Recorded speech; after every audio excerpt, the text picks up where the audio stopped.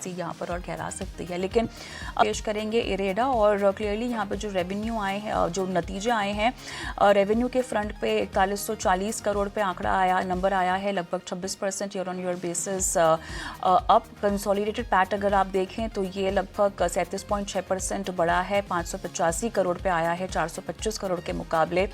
Gross NPA यहाँ पर 3.75% आता हुआ देखा गया है वर्सेस 3.9% क्वार्टर ऑन क्वार्टर।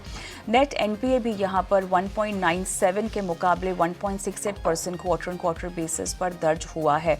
तो ओवरऑल नंबर्स अच्छे, स्टॉक पर भी इसका इम्पैक्ट देख रहे हैं, 3.5% से ज़्यादा की मजबूती।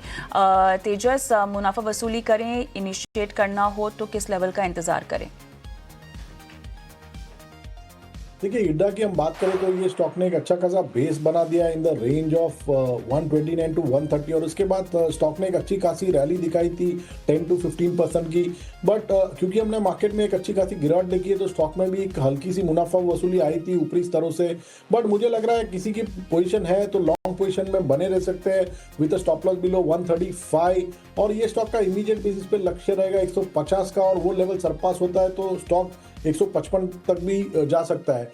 तो होल्ड करने की सलाह है विद स्टॉप लॉस बिलो 135 तक के स्टॉप लॉस के साथ इरेडा को फिलहाल होल्ड करने की सलाह जो है वो दी जा रही है।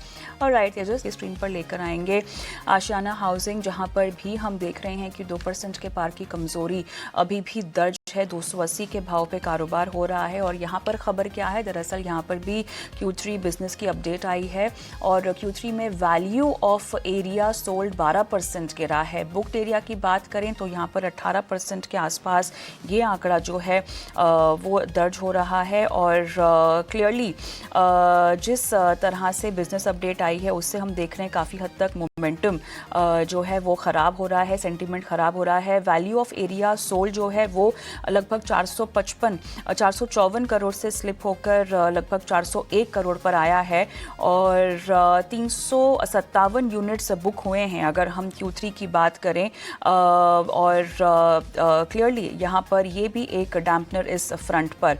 क्या कहेंगे स्टॉक की चाल पर और कितनी कमजोरी? देखिए, स्टॉक का चार्ट स्ट्रक्चर वीक है, स्टॉक में लोअर टॉप लोअर बॉटम के फॉर्मेशन है, प्लस छोटी और लंबी अवधि की जो मूविंग एवरेज है उसके ऊपर कंसिस्टेंटली ट्रेड कर रहा है।